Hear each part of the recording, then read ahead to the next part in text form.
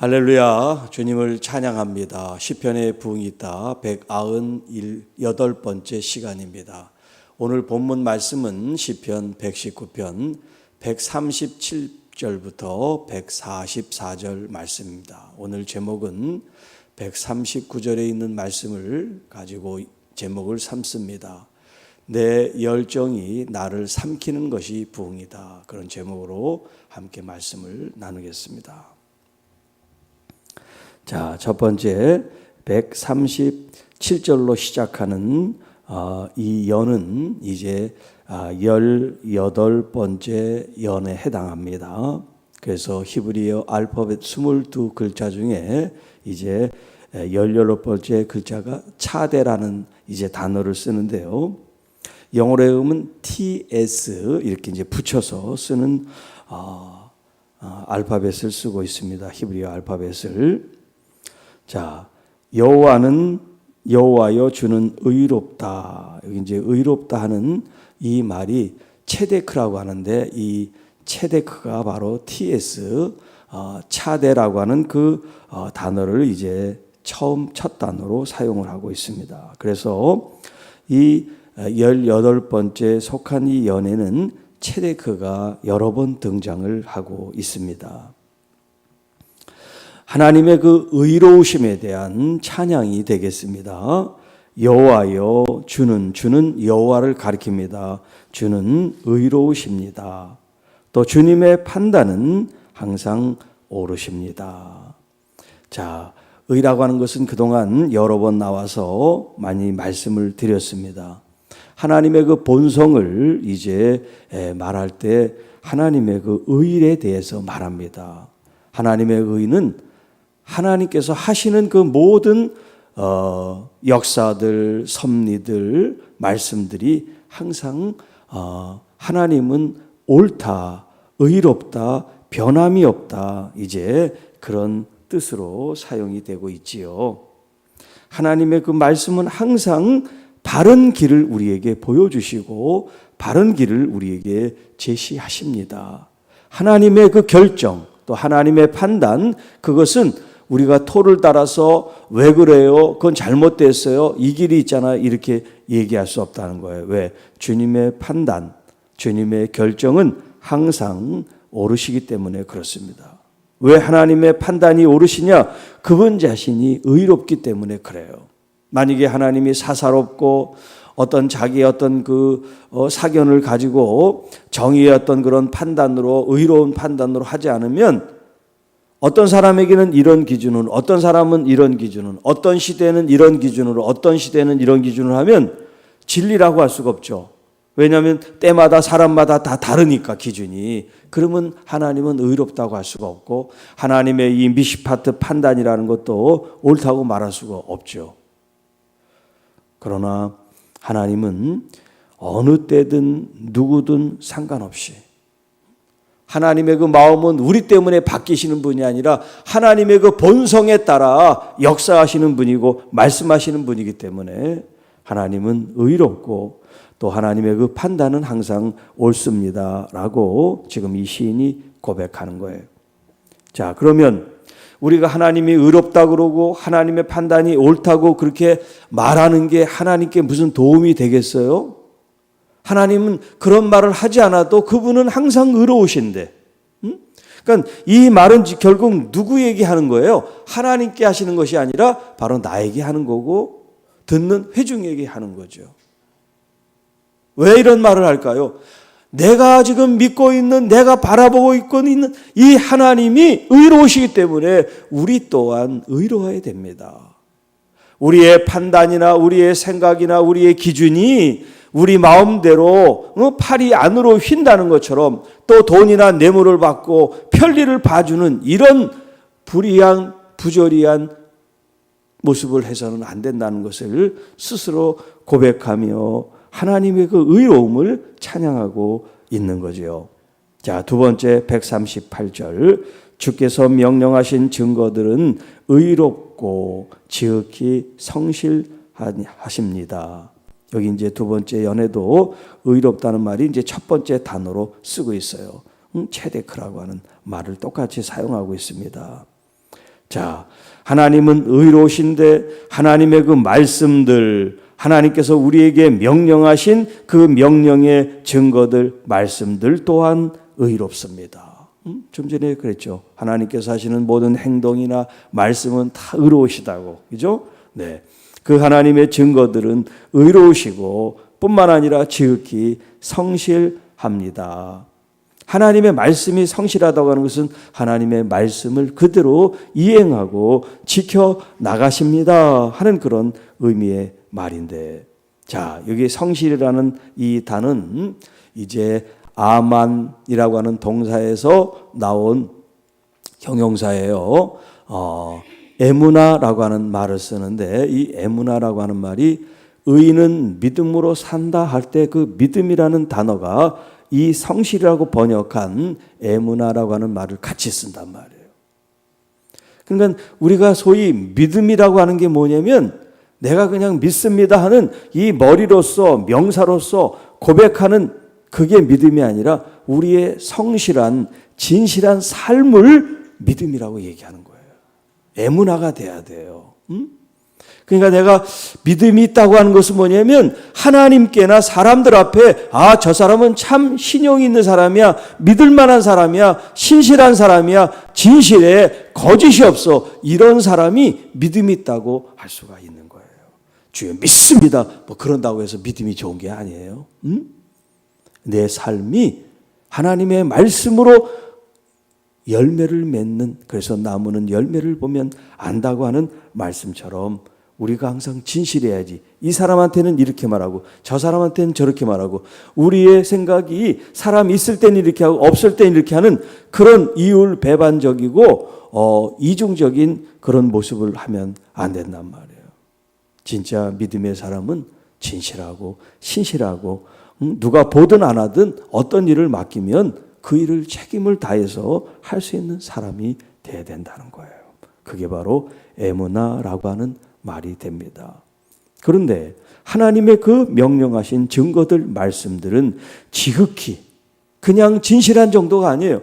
그냥 성실한 정도가 아니에요.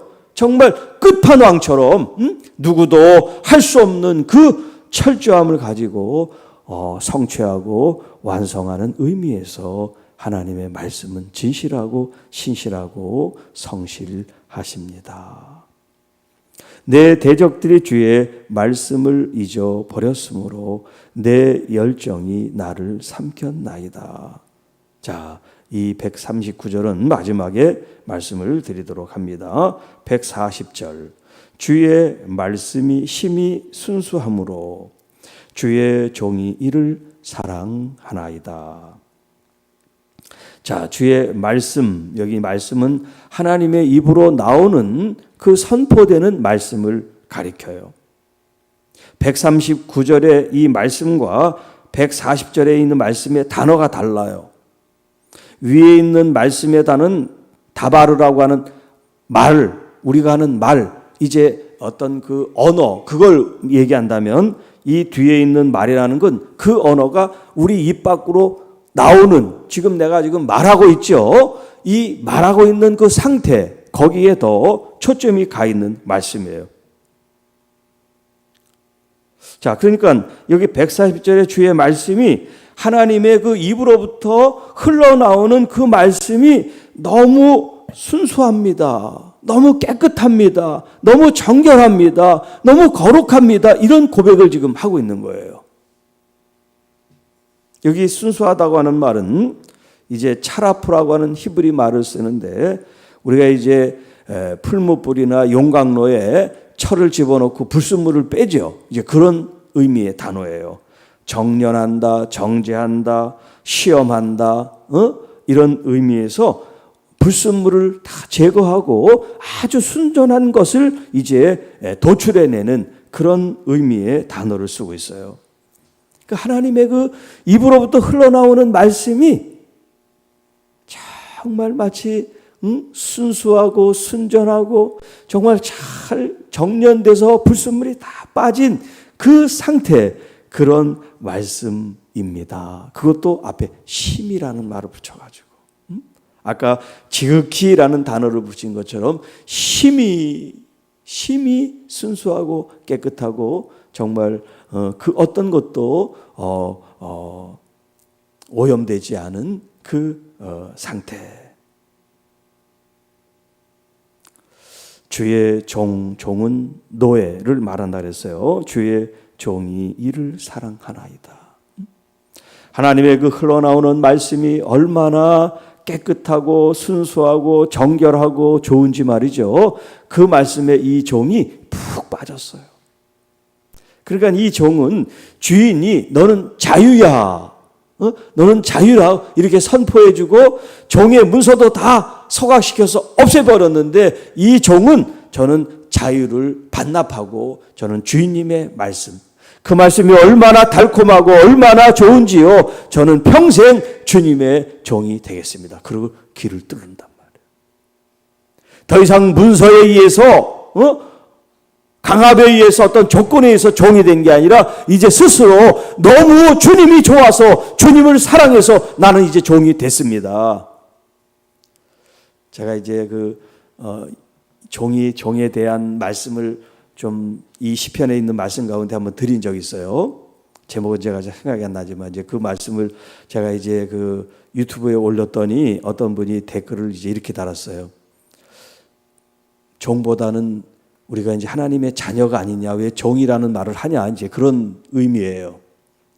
제가 이제 그때 말할 때도 그분은 아마 제 설교를 안 들었을 거예요. 그냥 제목만 보고 얘기를 하는 거지. 제가 그때도 그랬어요.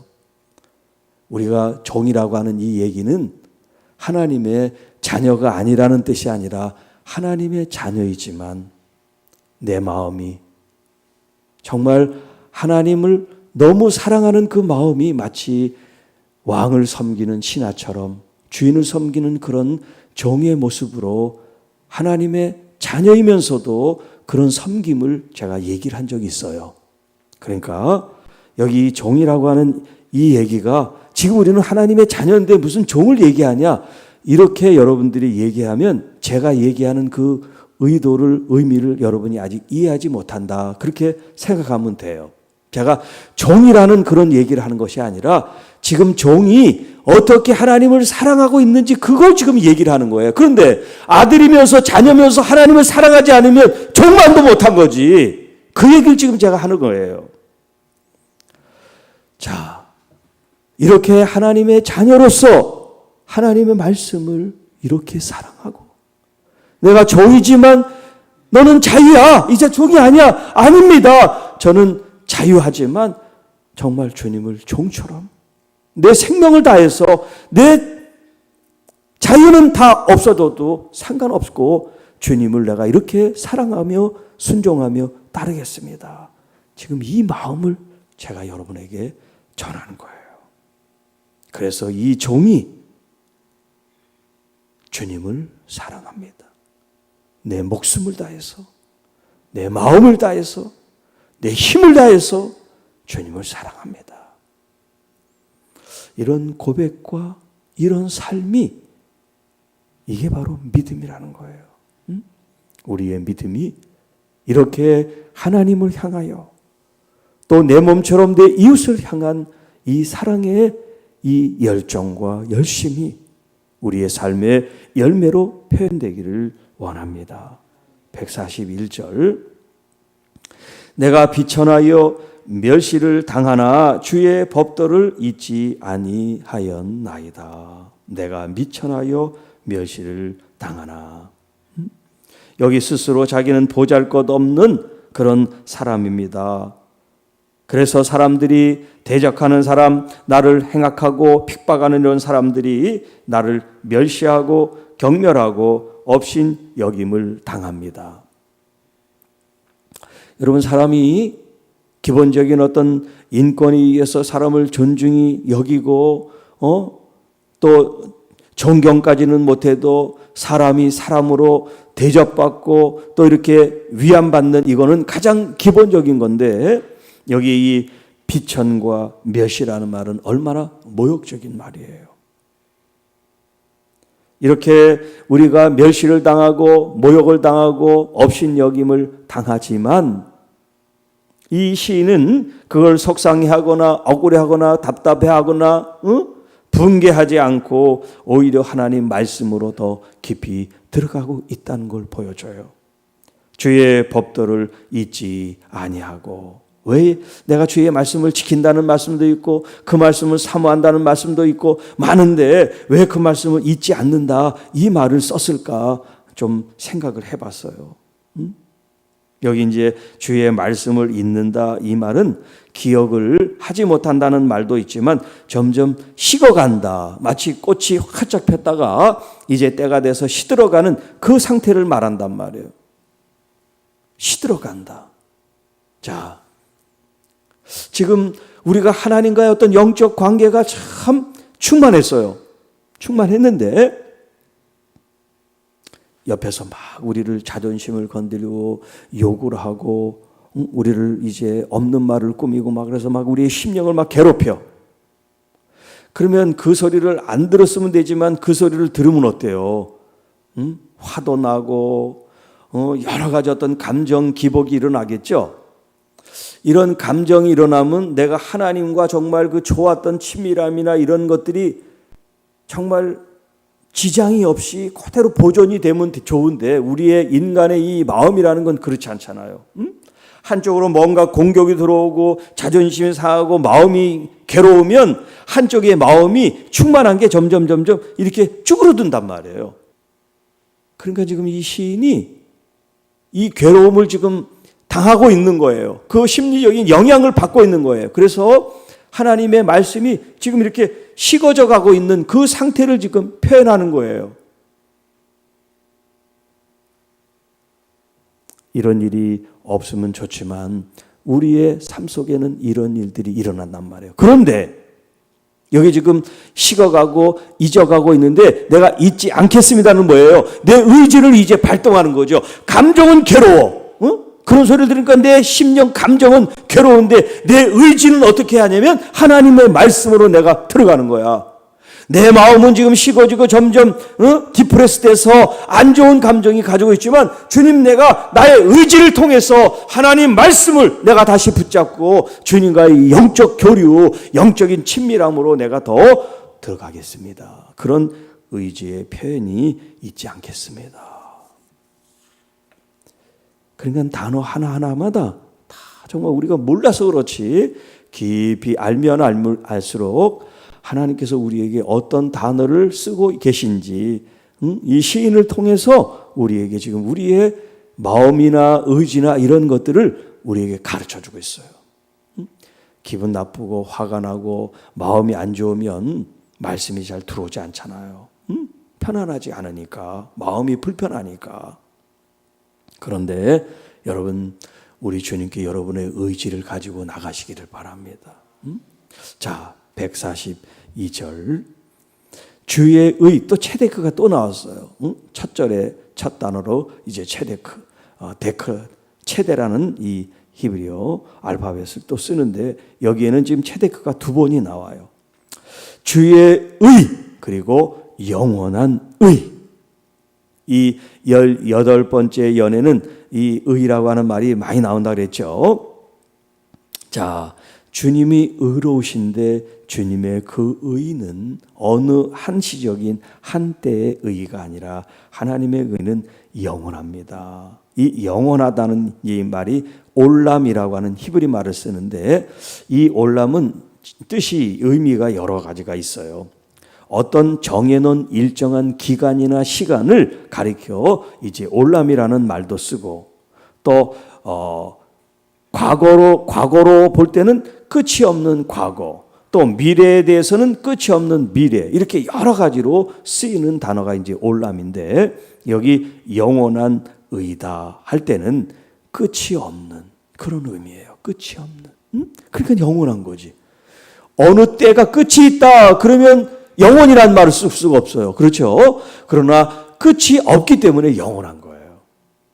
여러분, 이 세상에는 끝이 있잖아요. 이 세상에 삶이라는 건 끝이 있어요. 모든 것은 다 끝이 있지만 여러분의 영혼은, 하나님의 나라는 끝이 없는 줄 믿습니다. 그래서 영원한 생명, 그걸 우리 영생이라고 얘기하잖아요. 바로 하나님의 의가 끝이 없는 영원한 의로움이십니다. 얼마나 감사해요.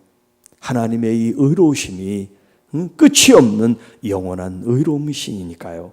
또 주님의 율법, 토라, 말씀은 진리입니다. 자,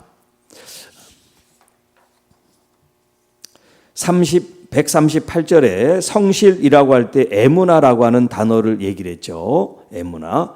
그런데 여기 142절의 끝에 진리라는 말이 같은 의미의 단어를 쓰고 있는데 에무나라는 말이 아니라 에메트라고 하는 말을 써요. 그래서 제가 이제 이 말을 쌍둥이라고 이제 얘기를 붙일 수가 있어요. 에메트, 에무나는 쌍둥이에요. 그런데 조금 달라요. 같은 뿌리, 아만이라고 하는 성실하다, 진실하다, 신실하다 이런 뿌리를 가지고 쌍둥이에 태어났어. 하나는 에무나, 하나는 에메트. 이 에무나라고 하는 이 말은 변함이 없다에 초점이 가 있는 말이고, 이 에메트라고 하는 지금 이 진리라는 말은 이제 변함이 없다. 변함이 없다. 여기 이제 진리라는 게 여기서 저기서 서로 더 기준점이 다르면 진리가 될 수가 없잖아요. 변함이 없는. 물론 성실하고 진실하고 이런 것들이 다 그 속에 이제 포함이 되어 있는 말인데, 같은 의미로도 해석될 수 있는데, 이제 이 진리라고 하는 이 에메트는 변함이 없는 그런 의미라면, 이제 에무나라고 하는 이 말은 그 큰 의미를 같이 하지만 이제 거짓이 없는 이제 그런 의미로 조금 이제 다른 뜻을 내포하고 있어요. 같이 공동으로 뭐 성실하고 진실하고 하는 이 말들은 같이 이제 다 포함이 되고 있는 말이에요. 그러니까 뭐 굳이 만약에 우리가 구분하지 않는다면 이제 같은 의미로 우리가 볼 수가 있다. 주님의 토라, 말씀, 율법 가르침은 진리, 변함이 없습니다. 신실합니다. 진실합니다. 그런 의미가 되었어요. 그러니까 하나님의 말씀은 활자화된 진리가 아니라 하나님의 말씀은 이 진리가 역사하는 그런 능력의 말씀이란 말이에요. 활자 그대로 있는 글자가 아니고 이 말씀은 우리의 삶 속에서 살아 역사하는 마치 능력 있는 말씀으로 하나님의 말씀은 우리에게 다가오는 진리, 에메트입니다. 자, 143절. 환난과 우환이 내게 미쳤으나 주의 계명은 나의 즐거움입니다. 여기 이제 환난이라고 하는 단어, 이 단어가 차르라고 하는 단어를 쓰고 있는데요. 이 차르라고 하는 이 단어가 139절에 대적들이라는 단어와 똑같은 단어예요. 자, 내 대적들이 주의 말씀을 잊어버렸다. 제가 이제 144절 하고 말씀을 드리려고 했는데, 여기 대적들이라는 이 말과 143절에 환난이라는 이 단어가 이 히브리어로 원문으로는 같은 단어를 쓰고 있다. 자, 그런데 한 단어에서는 대적이라는 말이 나오고 한 단어에서는 환난이라는 말이 나온단 말이에요. 이 단어에 이런 여러 의미와 뜻을 내포하고 있어요.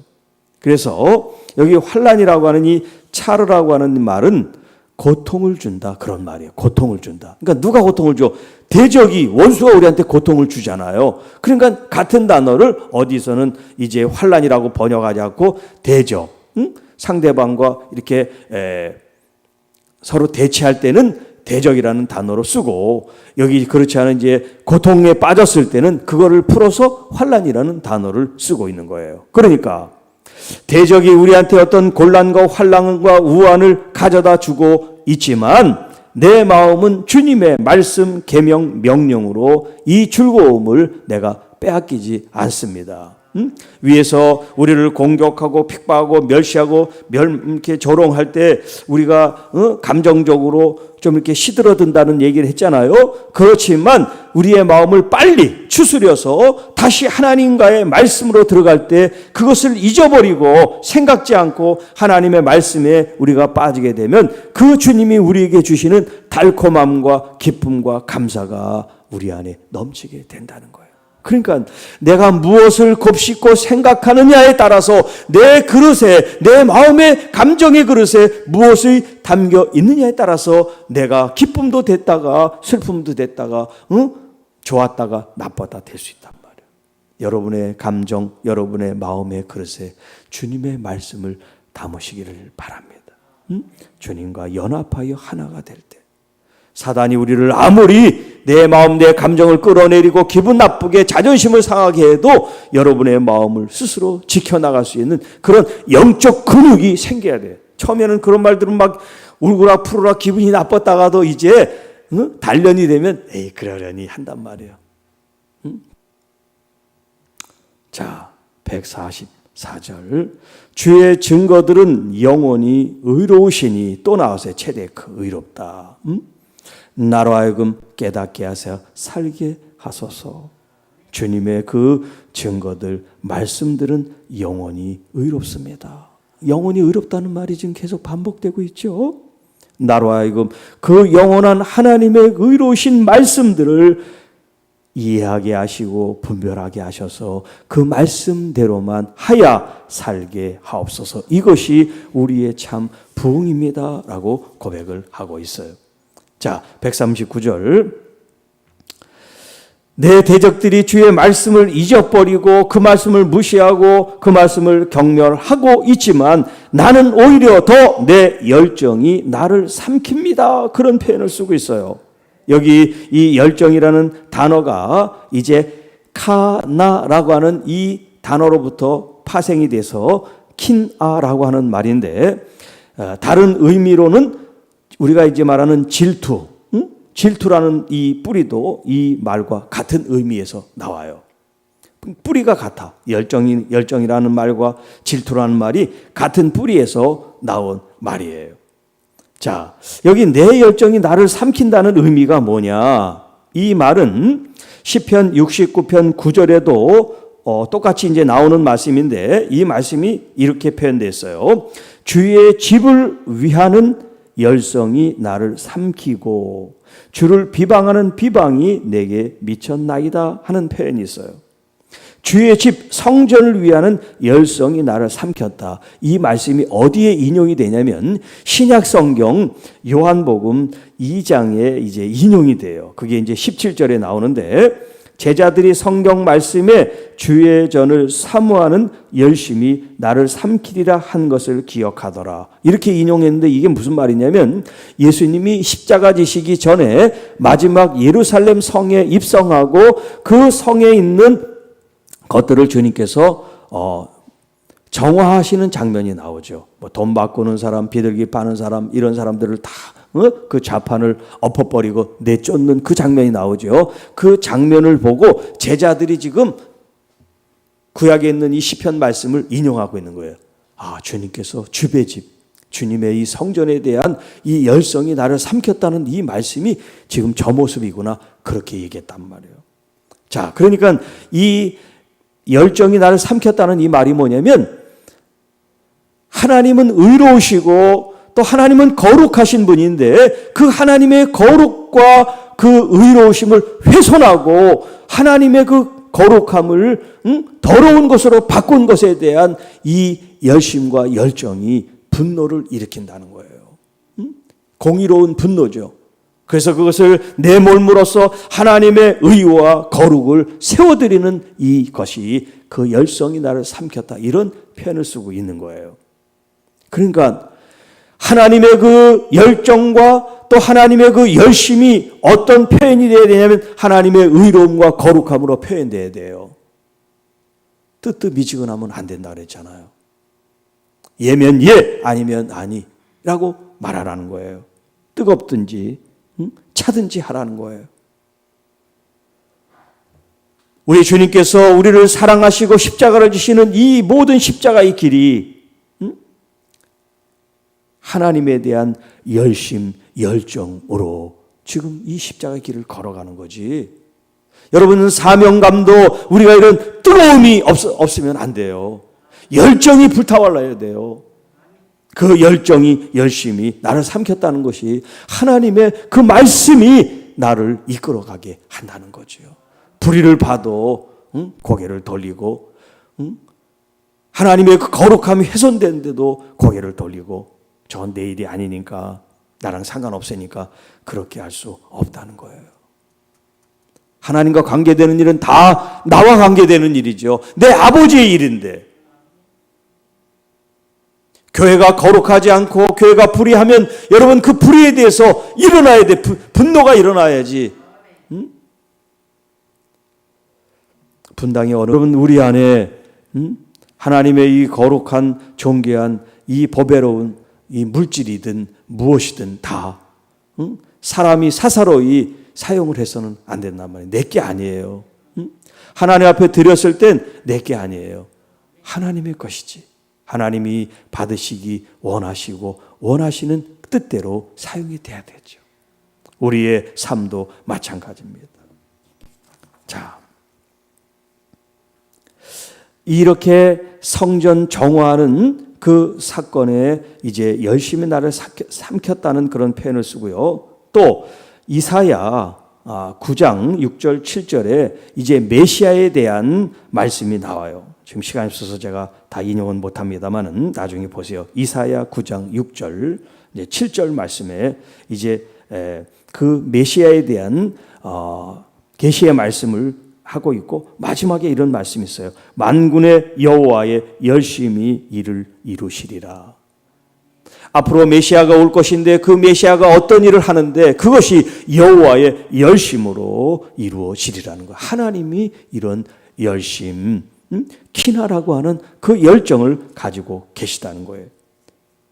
또한 좀 전에도 얘기를 했습니다만 이 같은 단어지만 이게 이제 질투라는 표현으로도 사용되고 있어요. 신명기 4장 24절에 내 하나님 여호와는 소멸하는 불이시요 질투하시는 하나님이시라. 그러니까 요 의미가 긍정적으로는 열정이 되고 부정적으로는 이제 질투가 되는 거예요. 그러니까 뿌리는 같은 거예요. 뭔가 막 열정이 일어나는데 하나님께서 우리를 질투하는 하나님이다. 그것은 우리가 다른 우상 숭배를 하지 아니하고 오직 하나님께만 내 마음과 열정을 쏟아야지. 왜? 하나님은 열심으로 나를 사랑하시는데 우리는 그 열심으로 세상의 우상도 섬기고 점도 치고 세상의 것들도 하니까 하나님이 화가 나신단 말이에요. 나는 불같은 사랑으로 너를 사랑하는데 너는 왜 차디찬 마음으로 나에게 오느냐는 거죠. 오늘 내 열정이 나를 삼키는 것이 부흥이다. 이 의미는 오늘 하나님의 이 열정이 우리에게 교회에 있음으로 말미암아 하나님의 의와 정의, 또 하나님의 헤세드 사랑, 또 하나님의 거룩함을 우리들이 이제 정말 열심을 다하여 그것을 추구하고 따르고 그렇게 살아갈 수 있을 때 하나님의 교회와 성도들이 깨끗해지고 정결해지고 마치 용광로에 불순물이 제거되듯이 우리 교회가 그렇게 순전해질 때 하나님의 원하시고 바라시는 참된 부흥이 우리에게 임하게 될 줄로 믿습니다. 기도하겠습니다. 하나님 아버지 감사합니다. 하나님의 열심이 무엇인지 또 예수님의 그 열심이 어떤 모습으로 나타나셨는지 오늘 우리가 잘 배우게 하시고 나에게도 이 열심과 열정을 허락하셔서 이 예배, 말씀, 또 이 거룩한 일에 대한 또 의로운 일에 대한 이 열심과 열정을 가지고 하나님을 잘 섬길 수 있는 저희들이 되게 하여 주옵소서. 질투하는 여호와 하나님만을 더 온전히 중심을 가지고 사랑하는 저희들이 되게 하시고 이 땅에서 하나님의 거룩한 뜻이 하나님 나라가 될 수 있도록 우리가 쓰임받게 하여 주옵소서. 우리 구주 예수님의 이름으로 감사하며 축복하며 기도하옵나이다. 아멘.